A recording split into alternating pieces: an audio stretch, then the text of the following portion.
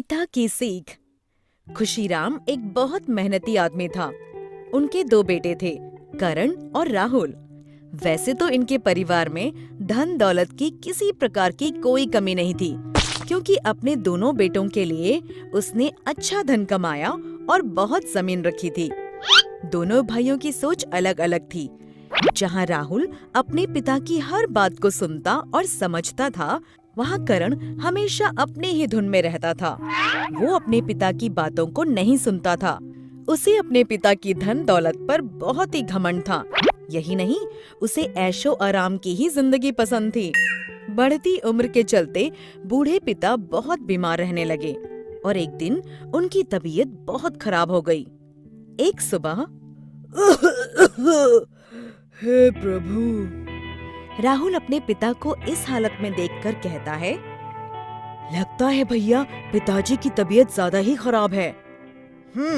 मैं डॉक्टर को बुला लेता हूँ। राहुल अपने पिता के पास जाकर बैठता है और उन्हें देखने लगता है। करण भी डॉक्टर को फोन करके उनके पास बैठता है। पिता अपने दोनों बच्चों को देखते हैं। मैंने जीवन भर जो भी तुम्हें शिक्षा दी है, उस पर अमल करना भूलना नहीं मेरे बच्चों। सदा मेहनत करना। बस इतना कहकर वो दुनिया छोड़कर चले जाते हैं। पिता के जाने के बाद करण चालाकी से सारी संपत्ति हड़प लेता है और राहुल पर चोरी का झूठा इल्जाम लगाकर उसे गांव से बाहर निकलवा देता है। अब दोनों भाई अलग अलग रहने लगते हैं। करण ऐशो आराम की जिंदगी जीने लगता है। धीरे धीरे समय बीतता जाता है। वो एक एक करके अपने पिता की जमीन बेचता जाता है। वो ऐशो आराम का इतना आदी हो जाता है कि उसे पता ही नहीं चलता कि उसकी धन दौलत बहुत ही कम रह गई है। तभी एक दिन दूध वाला आता है और कहता है, अरे करण सेठ, मेरा हिसाब कर दो। क्यों दुखी होता है? अभी कर देता हूँ। कितना है? बस यही कोई 1000 रुपया। करण तिजोरी खोलता है तो देखता है उसमें सिर्फ 3000 रुपए ही बचे हैं। वो उसमें से 1000 रुपए दूध वाले को देता है और फिर राशन की दुकान पर राशन लेने जाता है। जब वो राशन की दुकान पर पहुंचता है तो लाला उसे कहता है, आओ आओ करण सेठ, क्या सेवा करूं? लाला 2-2 किलो चावल, आटा और घी बंधवा दो।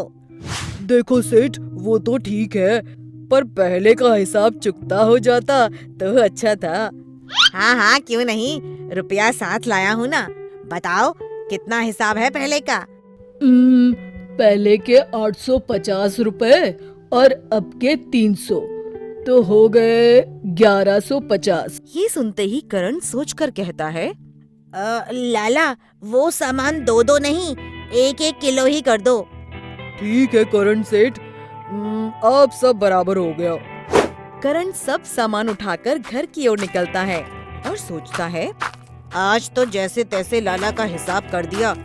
कल को बिजली, पानी और बाकी सामान के पैसे कहाँ से लाऊंगा? चिंतित करण को देख रास्ते में दूध वाला करण से पूछता है, क्यों, क्या बात है? बहुत गहरी चिंता में लग रहे हो। क्या मैं तुम्हारी मदद कर सकता हूँ? क्या बताऊं भाई, रुपए पैसे की जरूरत है। इसमें तुम क्या मेरी मदद करोगे? अरे भाई, मैं दूध वाला कहाँ से एक सेठ की मदद कर पाऊंगा। लेकिन रुपए पैसे ना सही, पर तुम्हें उस साहूकार के बारे में बता सकता हूँ जो तुम्हारी मदद जरूर करेगा।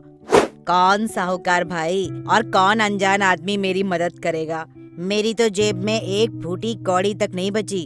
अब बचा है तो सिर्फ एक घर, जो मेरे पिता की आखिरी निशानी है। अब तो उसे ही बेचकर मैं सब कर्जे चुका सकता हूँ। अरे करण भैया, पास के गांव में एक बहुत बड़ा साहूकार है। वो सबकी मदद करता है और भगवान की उन पर बहुत कृपा है। करण ये सुनकर पास के गांव में जाता है और उस साहूकार को देखकर हैरान हो जाता है, क्योंकि वो साहूकार और कोई नहीं, उसी का छोटा भाई राहुल होता है।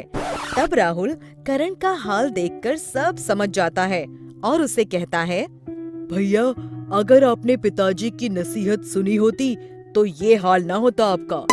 शिक्षा, मेहनत करने वाला कभी भूखा नहीं मरता। हमें सदा जिंदगी में मेहनत करते रहना चाहिए। हमें उम्मीद है बच्चों कि आपको ये कहानी पसंद आई होगी। तो कृपया हमारे चैनल को सब्सक्राइब करें और अपडेट्स के लिए बेल के आइकन पर क्लिक करें। और हाँ, इस वीडियो को शेयर और लाइक करना ना भूलें। Bye bye.